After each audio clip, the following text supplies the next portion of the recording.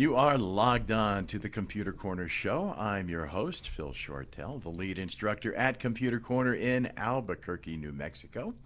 And with me here today, as is usual, are my co-hosts, Carol and Joe Petronovich, the owners and founders of Computer Corner, and good morning to you both. Good morning, everyone. Good morning. Hey, if you can't catch up with your cache, you don't know a compiler from a composter, or you think cryptography is done in a crypt, listen to us, and we're going to try and set you straight on those things and a whole bunch of other things that we hope that you find interesting. You're so funny, Phil. And we never know what he's going to say. Neither do I half the time. So the Computer Corner Show is now available via a link from the Computer Corner website at www.compcorner.com and also on YouTube. And I say this all the time, but it bears repeating. I guess that means that some people listening to us on YouTube may not know anything about Computer Corner, so let us tell you a bit about us. Sure. But before we do that, I want to thank all of you for listening to our podcast. Oh, yeah. Yeah, we were on the radio with the Computer Corner Show for over 25 years, and this past January, we graduated to podcasting. So if you like our shows, please share them with others and let us know. Okay. Now on to a bit about Computer Corner.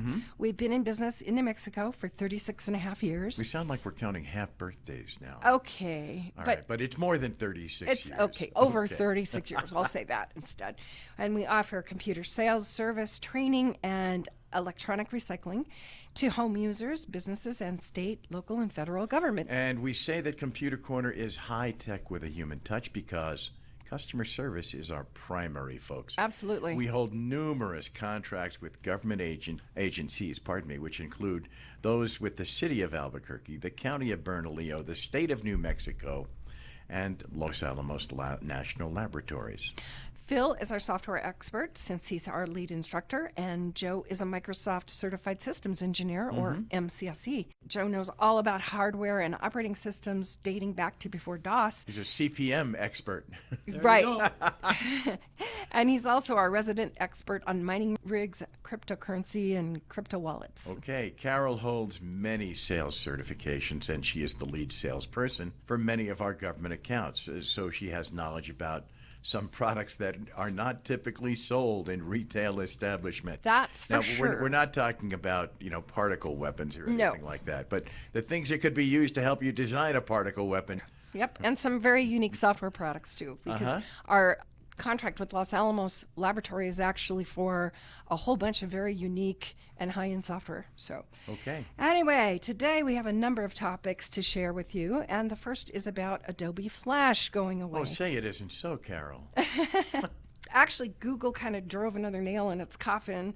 Chrome 76, which came out at the end of July. Okay, Chrome 76 blocks all Flash content on websites by default, which Edge does also. Is that right? Yes, it is. Yeah.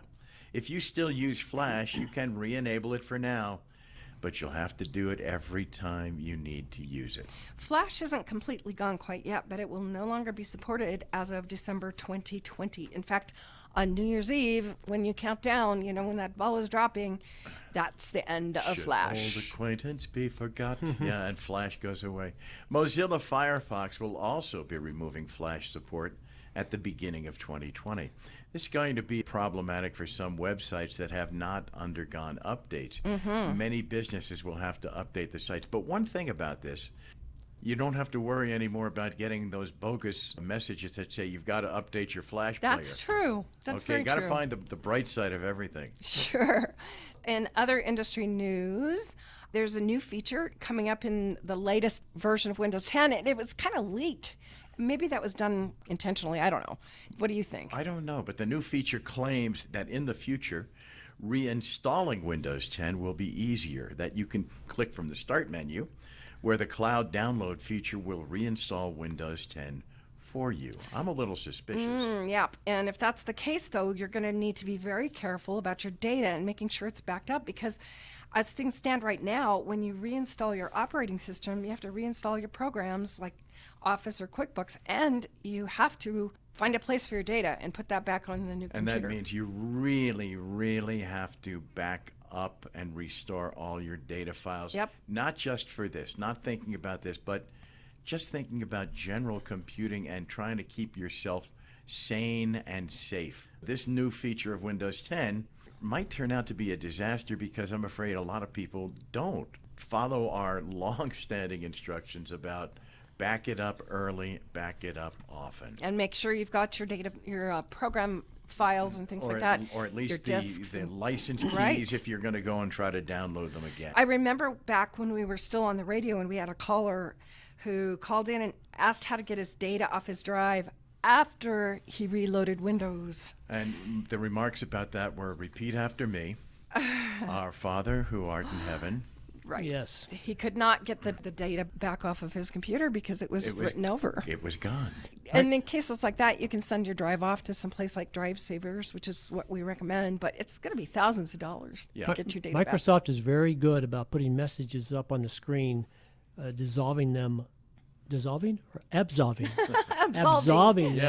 of any liability here, because they're probably smart enough to come up with the screen that says, you're about ready to reinstall Windows, all data will be lost. Click yes or no. And Well- we'll still have people come in and say, well, I didn't understand. Yeah, it's really, this is a complicated world we lived in. It has always been complicated in the computer business, and it doesn't get easier day by day.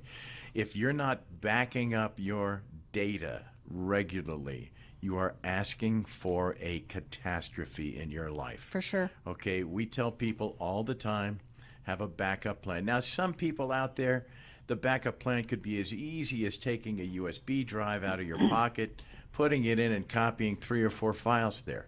But most of us have more than 3 or 4 files that we need to do. Sure. So you've got to have a full plan to do that. Let me bring you up to date on a friend of ours who is into photography. And he goes around the Southwest photographing all the Indian ruin sites, birds, cactus, that sort of thing. About every 3 months, he comes in with his computer saying he's out of hard drive space. Last week, he calls again. He's now got 3 2-terabyte drives in his computer, and they're all full. He wants another one ordered. And for years, I've been telling him about a Drobo, D-R-O-B-O device. The nice thing about a Drobo is it's a standalone box, has 5 bays in it. You can start with one of the drives, the 2 terabit. As you need to add space, you simply plug in another, and on and on and on. It's about the size of a small computer. Right. It's about the size of a shoebox. But let's say you've got 5 drives in there now. You've got 10 terabit of storage, and you're still needing room. You simply pull the first drive out while the other ones are still running, put in a 4 terabit, and start incrementally adding space that way. Yeah. You never lose a thing, but you've got the added benefit of you would have to have 3 of those drives go completely dead before you lost all your data. Yeah, but before you lost all of it. But since they're still there and they're still running, Yeah. they're not a backup. Correct. Okay, so even if you're doing something like that and keeping all of that stuff online, and I do a lot of photography too. I just came back from Alaska where I shot something over 850 Wow. photographs, which I am yet to process properly, but that's a whole other story. But whenever I do this, instead of trying to keep them all online, I make copies of them. I copy them onto DVDs, which of course it takes multiple DVDs Sure. to do that. And then I put the DVDs in another part of the house. Sure. Hoping that in case there ever is a fire or something like that, the whole house doesn't go. Now, one of the other benefits of the Drobo is it also has a feature where you can upload to their cloud and store there. So you've got 2 avenues of storage here that frankly are just bulletproof. Yeah. You pay a little more for the box initially, but as you're adding the drives that you need anyway, it's a win-win. All right, now let's talk about another current topic, data breaches. Oh, yeah. Equifax and Capital One made big headlines, but there have been many others in 2019. What's in your wallet? What's in my wallet? Nothing. or but who's that's in your beside- wallet? Yeah, who's in my wallet is a better question. Anyway, the healthcare sector saw 16 million patient records compromised in over 503 different breaches. In fact, 11 out of the top 15 data breaches this past year were in healthcare. But the Marriott and many other companies also suffered from data breaches. Yeah, one of the best ways to protect yourself when something like this happens is to subscribe to a service like LifeLock. Because if someone tries to use your information, they alert you and hopefully lock it down. Another thing you can do is change all your passwords, of course, and you need to do that anyway. Yes. Especially for your mortgage lender, your bank, or any financial institutions that you work with online. That's really important. You know, we've talked about passwords a lot in the past, but I guess we'll touch on this again. Do not use names of your street, children, pets, enemies, things like that in your emails. Those are the first things a hacker is going to try. Sure. Okay, now one of the things I keep talking to people about, and I'm going to tell you right off the bat that this will not be any one of my passwords. If you've got a favorite passage from a book, if it's a passage from the Bible or a regular novel that you read, why not use that? It's longer than a password. You can mix it up a little, and here's one I'm going to suggest. It was the best of times. The opening line of Charles Dickens' A Tale of Two Cities. It was the best of times. Change the O in of to a 0. Change the I in times to an exclamation point. And if you're a Charles Dickens fan, at least you've got something you're going to remember and something that's going to be pretty hard for somebody to guess at. So, right, you want to have a nice combination of letters, numbers, symbols, and of course, the longer the password, the better. But I know you're limited in some cases. They'll give you, 8 to 15 characters. Yeah, or they're something. usually going to give you enough to do something like that. And just so that the Kurt Vonnegut fans out there are not disappointed, how about Billy Pilgrim had come unstuck in time? There you go. Okay? Wow. That's not the ones that I use, remember. But then Of course not. No, definitely not. But So- those are good ideas for you. Yeah. Let's go back to the recent Equifax data breach. Yes. So, this one happened because of an employee at Amazon, not really because of something that happened at Equifax. Right. Capital One, too. Where Oh, Capital One. Capital One was an wasn't employee Equifax. at Amazon. And where does Capital One, or did Capital One store their data? Yeah. On the Amazon servers. Yeah. So this was an inside job. And it's very, very hard to protect yourself from an inside job. Sure, you're only as good as your employees. Right. I might mention in this last Sunday's newspaper, they talked about Presbyterian system being hacked and lost, I forgot how many, 16,000 records of people.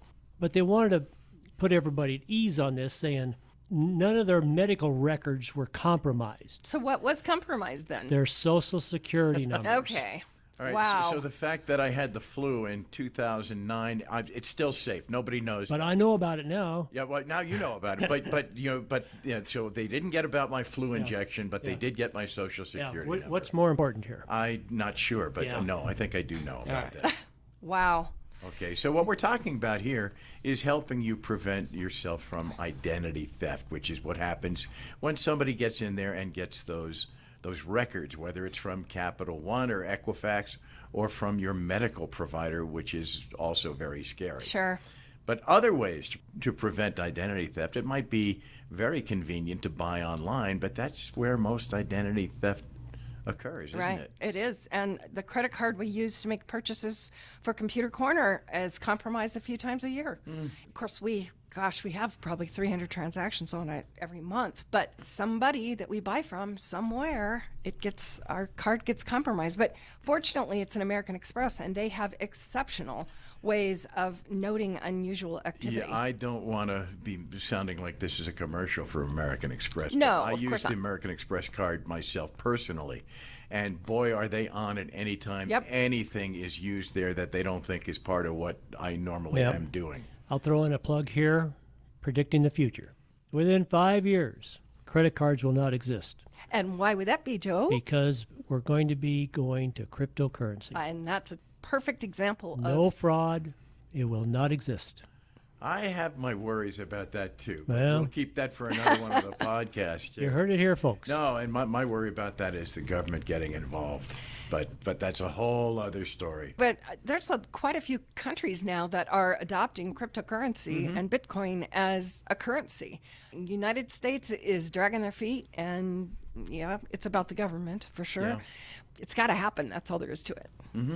Now, then the question comes up. I mean, if during the next few years while we're still using the credit cards, Are debit cards more or less susceptible to identity theft than credit cards? Well, it's not that they're more susceptible necessarily, but they give, obviously, a debit card gives you direct access to the bank. So that's why it's probably a little bit more risky to use a debit card. What do you think? I don't know. I've been using debit cards on an almost daily basis since the first ATM machine, I guess, ever came out, which was in Rockville Center, New York, by the way. It was right across the street from where my office was then. But that's a whole other story. Okay, moving along now. Carol, what about hotspots? Well, yeah, that's one thing people don't think too much about is that wireless hotspot. You walk into your favorite coffee shop and connect your laptop to the internet, but that may not be a secure connection at all. Public Wi-Fi is the absolute least secure wireless connection. And not all of those people sitting in there nursing a cup of coffee for 3 hours are writing a term paper, are they? That's true, too. Public Wi-Fi lacks data encryption, so your data is essentially open for the taking. Likewise, with your phone, if you're going to use your phone to shop, be sure to have a password lock and update it with the latest security patches from the manufacturer. You also might want to consider a VPN or a virtual private network. We've touched briefly on this before, but Joe, do you want to describe what that is? Yeah. Kind of how that works? The idea of a virtual private network is that it hides you from other people who are attaching to the same network. So it's as if you have become invisible to other people on there. It's like it puts up a pipeline that you go through that only your traffic is going through, so that other people who are there, that guy who's not really writing the term paper, is not even going to see that you're logged on to the network. And if he can't see that you're not logged on, he's not going to be able to get to your data. One of the biggest ones out there now is a protocol or a connection tunnel called Tor, T-O-R.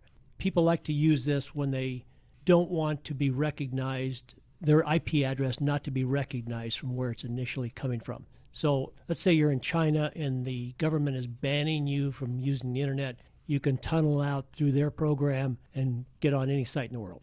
Okay, I don't think I'd really want to be fooling with the government of China about these things. But that is another point that a VPN can do for you, and there's more than one that do this.